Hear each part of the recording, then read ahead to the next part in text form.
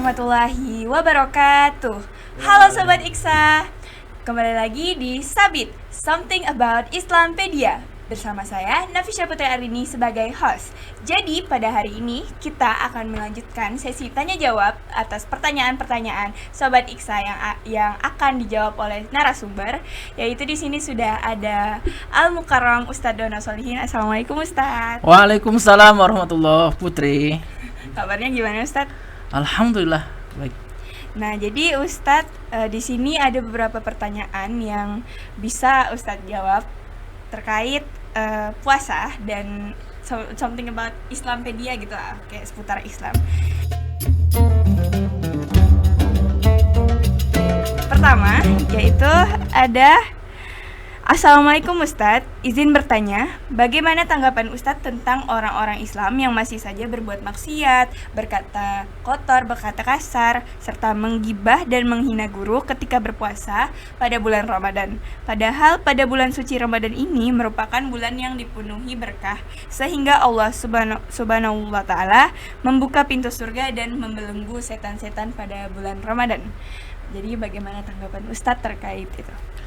Baik Putri, bismillahirrahmanirrahim. Assalamualaikum warahmatullahi wabarakatuh. Waalaikumsalam warahmatullahi wabarakatuh. Alhamdulillah, Allahumma sholli ala sayyidina Muhammad wa ala ali sayyidina Muhammad.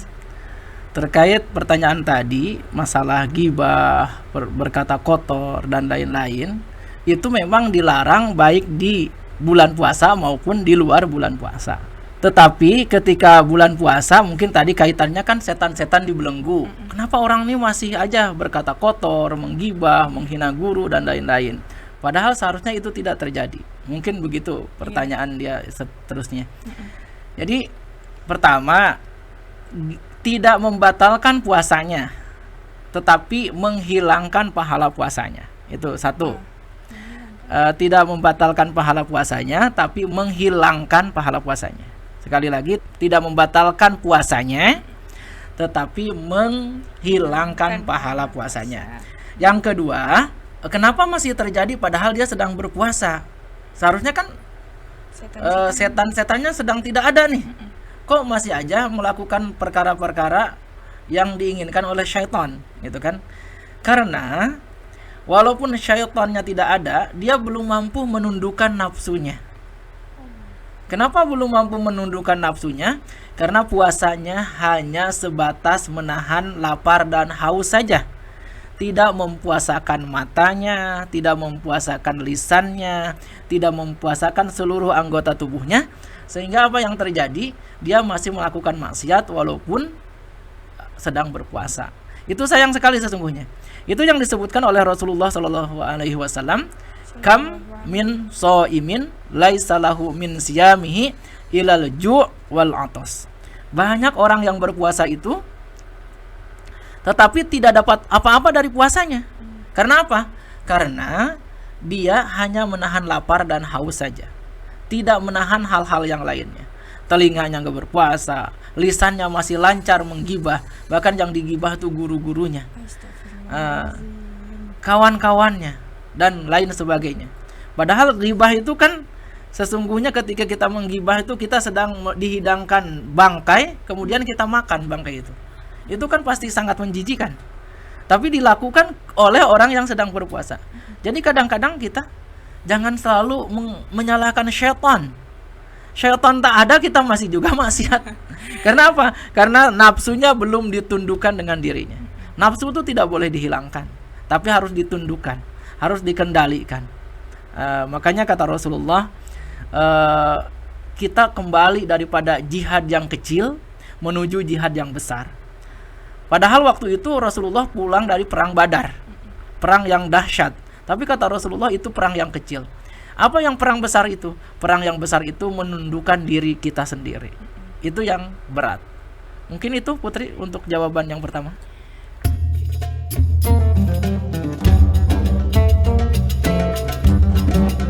Kenapa Allah menciptakan orang yang tidak berkecukupan sandang, pangan, dan papan? Kenapa harus ada yang merasakan kepedihan itu? Sebenarnya ya, tidak ada orang itu yang kekurangan. Dan Allah tidak menciptakan orang itu miskin. Karena dalam Quran surah An-Najm itu, Quran surah An-Najm ayat 48, Allah itu wa annahu huwa aghna wa aqna.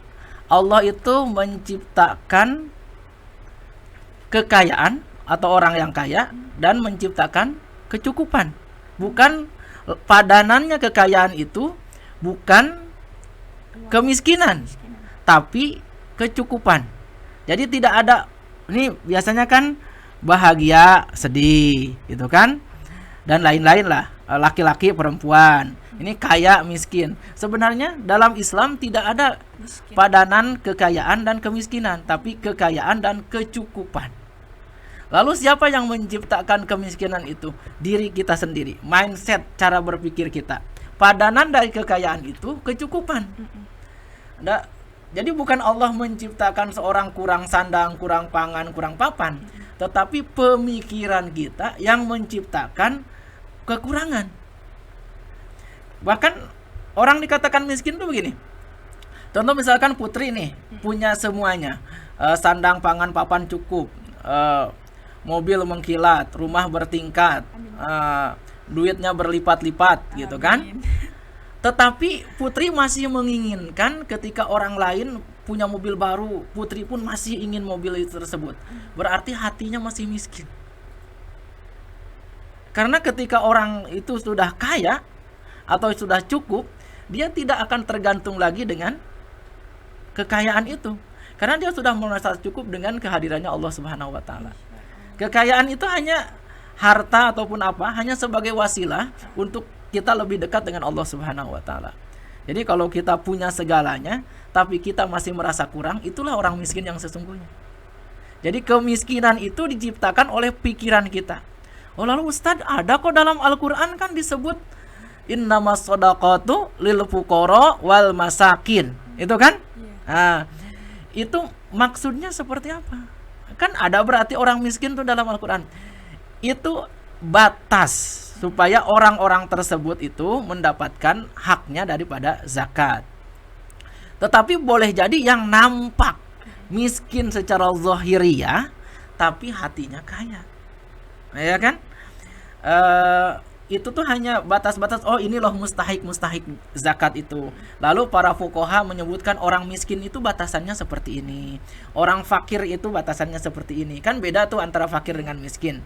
Itu hanya batasan-batasan supaya orang itu mendapatkan haknya daripada orang yang aghna tadi, yang kaya. Ketika orang yang aghna itu membantu orang yang fakir dan miskin supaya dia menjadi cukup. Nah, gitu. Sesungguhnya pemikiran kita lah yang menciptakan itu semua. Dan kita selalu merasa kurang, padahal di lemari baju kita sudah banyak. Ketika mau nyuci, kita banyak banget baju kita, itu kan? Yeah. Tapi ketika kita mau undangan, mana nih baju yang layak? Kan gitu. Itu artinya kita masih merasa kurang. Itu kita miskin. Kalau masih seperti itu. Tapi insya Allah mudah-mudahan kita tidak termasuk seperti itu.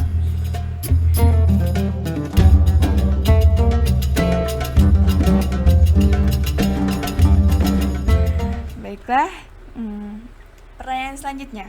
Apa hukum puasa bagi seorang ibu yang mengunyah makanan untuk bayinya? Baik, mengunyah makanan kalau dia tidak sampai tertelan itu tidak membatalkan puasa, cuma makruh. Kenapa makruh? Karena makanan itu ada rasa, dan rasa itu ada di lidah. Nah, ketika lidah itu merasakan sesuatu, takutnya ada yang terbawa ke tenggorokan, maka itu dimakruhkan. Sebaiknya dihindari, cukup saja ibunya ngasih ASI. Kalau tidak ASI, ya kita kan ada blender untuk bulan puasa. Karena sekarang sih udah jarang ibu-ibu yang mengunyahkan makanan untuk anaknya. Kalau zaman dulu banyak. Maka anak-anak zaman dulu lebih dekat dengan ibunya. Kenapa? Karena satu, dia dikasih susu ASI dari ibunya. Yang kedua, kadang-kadang makanan itu dikunyahkan oleh ibunya. Jadi cocok liur bahasa Melayunya. Tetapi kalau sekarang nih, anak-anak zaman now ini jauh dengan ibunya. Kenapa? Karena dia nyusu bukan ASI lagi, tapi susu sapi. Nah, ya kan banyak merek-merek susu formula itu kan susu sapi atau paling pun susu kedelai. Kemudian dia dijaga oleh pembantu, asisten rumah tangga. Ibunya bekerja. Padahal itu kan usia emas dari 0 tahun sampai 7 tahun. Seharusnya dia harus bersama dengan ibu-ibunya. Akhirnya jauh dengan orang tuanya. Karena itu akhirnya susah anaknya itu diatur oleh ibunya. Karena merasa ibunya tuh pembantu, bukan ibu yang melahirkannya. Jadi dia merasa lebih dekat sama iya. yang mengasuhnya gitu. Kalau dulu kan ibunya selalu bersamanya. Nah, macam mana kalau misalkan ibu yang dia bersama dengan anaknya, menjaga anaknya siang dan malam, kemudian dia kebiasaan mengunyahkan makanan itu. Itu sebenarnya tidak membatalkan puasa, tetapi makruh. Seperti kita gosok gigi. Gosok gigi pakai pasta gigi, kan ada rasanya. Itu rasanya kuat, ya. Rasanya kuat. Tetapi makanya tidak dianjurkan kita menggosok gigi menggunakan pasta gigi, apalagi setelah matahari tergelincir atau setelah zuhur. Karena itu air putih aja kadang-kadang kita rasa manis kalau lagi kumur-kumur tengah hari itu. Apalagi pasta gigi. Apalagi ngunyah makanan. Makanannya itu daging rendang lagi. Keenakan dong. Tapi Ustaz, saya barusan aja tadi sikat gigi Ustaz. Ya, seharusnya kalau kita mau di bulan Ramadan ini siwak aja. Kan siwak nggak pakai pasta gigi. Kalau mau gosok gigi pakai pasta gigi sebelum subuh. Sebelum subuh. Tidak membatalkan puasa, cuma takutnya ada sisa-sisa yang di gigi itu lalu tertelan kan. Enak nih manis katanya pasta giginya. Kan itu batal puasanya. Kalau dia sampai tertelan batal. Kalau tidak tertelan tidak batal. Termasuk macam emak-emak, misalkan masak, pulang ke rumah nanti masak bantu ibu. Lalu kan tidak yakin nih dengan masakannya apakah keasinan atau kemanisan. Mau dirasa di ujung lidah itu boleh, tapi makruh. Di ujung lidah saja, tapi makruh. Jadi ya udah percaya aja. Nanti kalau kurang garam kan tinggal ditambahin. Kalau kurang manis tinggal lihat saya kan manis. Itu grossing. Baiklah Ustaz.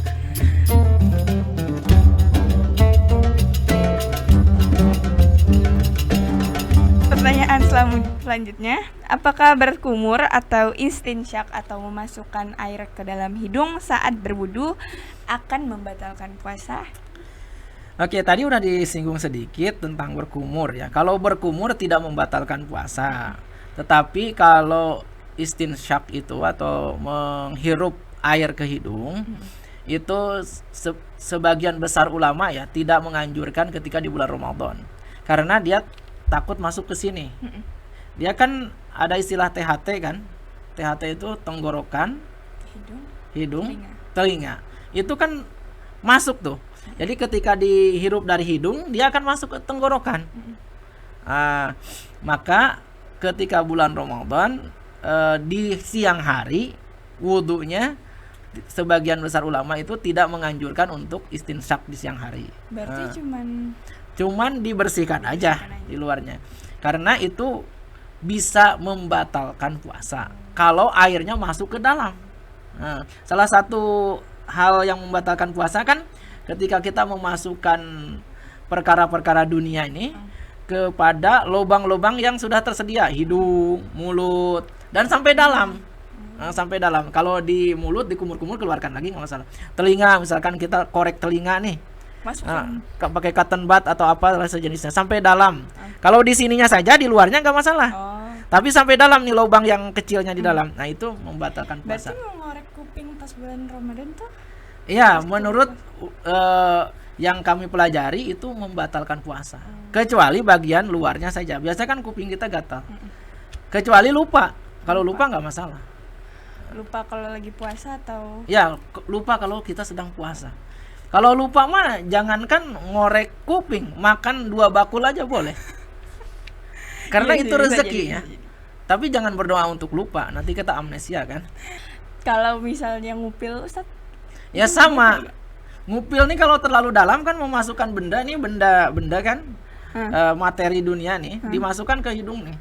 Nah, kan sama itu, sama dengan istinsak tadi. Dikhawatirkan dia terlalu dalam sehingga kategorinya memasukkan perkara-perkara zat ya, zat yang bersifat materi ke dalam lubang-lubang ini. Tetapi beda lagi dengan injeksi. Suntik. Iya, suntik. Suntik nih itu ada beberapa pendapat. Ada yang mengatakan suntik itu tidak membatalkan puasa. Kenapa? Karena dia dimasukkannya bukan di tempat yang misalkan seharusnya kan ada obat apa untuk mengencerkan apa namanya, maaf nih, pisces apa sih, kotoran. Kalau orang susah apa namanya, susah BAB kan ada yang dimasukkan dari bawah tuh. Nah itu batal puasa. Tapi kalau injeksi, sebagian ulama mengatakan tidak batal karena ini bukan lubang yang secara terbuka dari asalnya. Tapi menurut ulama yang lain itu batal juga karena di situ ada pori-pori. Ada pori-pori yang sebenarnya terbuka walaupun tidak terlihat secara zahir. Itu perbedaan pendapat lah. Tapi sebaiknya jangan diinjeksi juga. Misalkan nih lemah nih, udah masukkan infus saja supaya kuat. Nah, gitu. Itu kan ada infus nutrisi itu. Infus nutrisi jadi membuat kita rasa seperti makan. Nah, itu berarti tidak membatalkan juga.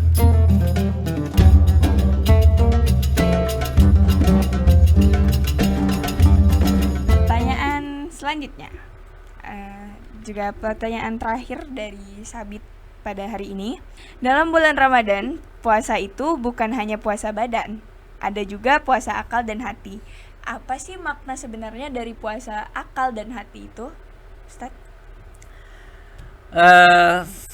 Kita kan secara apa namanya ta'rif ya, definisi bahwa puasa itu al-imsak anil muftirat min tulu'il fajri ila ghurubis syams. Menahan diri dari segala hal yang membatalkan puasa dari mulai terbit fajar sampai terbenam matahari. Itu kategorinya puasa badan. Puasa badan.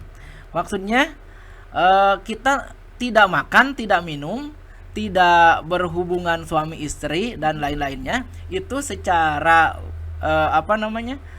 Secara syariat dia sudah sah puasanya. Kemudian bagaimana supaya akalnya berpuasa? Akalnya berpuasa ini supaya dia tidak memikirkan hal-hal yang negatif. Puasakan dirinya supaya tidak memikirkan hal-hal yang kotor. Nah, gitu. Akalnya biasanya memikirkan perkara-perkara yang akan merugikan orang lain. Nah, di bulan puasa ini ditahan akalnya itu, pemikirannya, supaya memikirkan hal-hal yang positif untuk kebaikan-kebaikan. Itu puasa. Akalnya. Bahkan akal itu seharusnya puasa setiap hari. Karena akal itu akan liar kalau kita tidak kendalikan. Kemudian hatinya.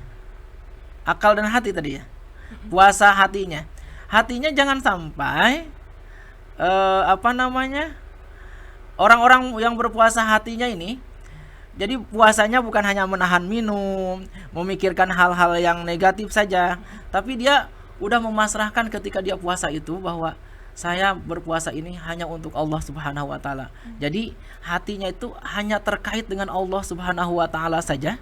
Sudah tidak terkait dengan makanan, sudah terkait dengan baju lebaran, sudah tidak terkait dengan lipstik, sudah tidak terkait dengan kacamata. Enggak. Itu hanya apa namanya? Inna sholati wa nusuki wa mahyaya wa mamati lillahi rabbil alamin. Segalanya hanya untuk Allah. Itu yang hatinya berpuasa. Ini kan kita kebanyakan nih puasanya hanya badannya saja. Lihat, seharusnya kalau zaman Rasulullah kan di akhir Ramadan, 10 malam terakhir, para sahabat lebih banyak di masjid. Tapi di zaman kita ini, sahabat-sahabat kita, bahkan termasuk kita jangan-jangan, lebih banyak di mall. Penuh. Bahkan ada satu mall itu sesak karena banyak shell-nya. Shell ya? Sel. Ya, apa sih itu? diskon. Banyak diskonnya. Itu bahkan di malam Lebaran. Kok saya tahu? Karena saya pun pernah dulu. Ustaz rebutan sale. Enggak, saya hanya lihat saja. Kirain nih. Jadi di malam Lebaran saja orang sedang takbiran ini masih berebut pakaian. Bagaimana coba? Padahal kita sudah mau berpisah dengan bulan yang penuh barokah ini. Nggak ada sedih-sedihnya itu mau berpisah dengan bulan penuh barokah. Dia memikirkan, sekarang nih manusia lebih banyak memikirkan casing daripada isi. Lebih mentingkan cover. Ya, lebih mementingkan covernya daripada isinya. Enggak peduli nanti puasanya diterima atau enggak, apakah nanti mendapatkan keimanan yang baru atau enggak. Yang penting bisa tampil bergaya mewah di depan orang-orang. Kan itu udah salah. Sedangkan kita nanti nih Lebaran nih, seharusnya kan gini kata para ulama, bahwa Id itu laisal id bilabsil jadid walakinal id imanan yazid. Id itu bukan berarti Anda memakai baju baru, bergaya ke sana ke sini dengan pakaian-pakaian mewah dan lainnya. Tetapi Id itu, Idul Fitri atau Idul Adha itu bagaimana menciptakan diri kita memiliki keimanan yang baru. Nah, bagaimana mau mendapatkan keimanan yang baru, yang bertambah, yang lebih hebat, yang lebih bertakwa, sementara di 10 malam terakhir kita lebih sibuk membuat kue lapis. Kalau di daerah kita ini kan Sambas, kue lapis pasti ada itu. Nah, Kalimantan Barat ya terutama, itu pasti ada kue lapis setiap rumah. Ibu-ibunya memikirkan kue lapis, bapaknya memikirkan baju-baju baru untuk anak-anaknya. Enggak memikirkan bagaimana kita bisa iktikaf di 10 malam terakhir. Itu karena apa? Karena yang berpuasa hanya badannya, enggak hatinya. Apakah kita tidak boleh memakai pakaian baru itu? Disunahkan memakai pakaian baru di Idul Fitri itu. Tetapi bukan berarti fokus kita hanya di situ. Tapi fokus kita itu di hal-hal yang bersifat hati. Bersihkan hati supaya kembali ke fitrah kita sebagai manusia. Manusia yang tugas kita kan wa ma khalaqtul jinna wal insa illa liya'budun. Tugas kita bukan harus memakai pakaian yang branded, tapi tugas kita adalah beribadah kepada Allah Subhanahu wa taala dengan apapun yang ada, karena yang penting itu menutup aurat. Pakaian mahal pun kalau tidak menutup aurat kan itu rugi. Nah, itu saja mungkin Putri. Sekian Sabit pada hari ini. Terima kasih Ustadz atas ilmunya untuk kita semua, dan terima kasih untuk teman-teman yang telah menonton Sabit. Jangan lupa saksikan Sabit pada tiap hari Sabtu dan Minggu di bulan Ramadan di YouTube Man Insan Cendekia Sambas. Oh ya, ngomong-ngomong terakhir nih, kira-kira ada pesan nggak buat teman-teman yang lagi nonton Sabit kali ini, Ustadz? Baik, saya ingin sampaikan bahwa kita berpuasa itu jangan sampai hanya puasa zahirnya atau badannya saja, tapi akal dan hatinya kita harus berpuasa supaya menghasilkan daripada esensi puasa itu seperti yang disebutkan dalam surah Al-Baqarah ayat 183, yaitu la'allakum tattaqun. Tidak mungkin kita mencapai pada tingkat takwa kalau kita hanya berpuasa secara badannya saja, tetapi tidak bisa menjaga lisan, tidak bisa menjaga hati. Karena itu jagalah lisan kita, jagalah hati kita, tingkatkan kebaikan supaya kita mencapai derajat muttaqin. Itu saja. Masya Allah.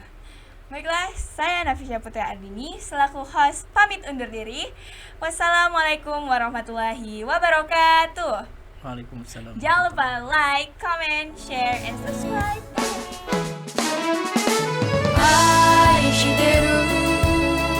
We love you, I see.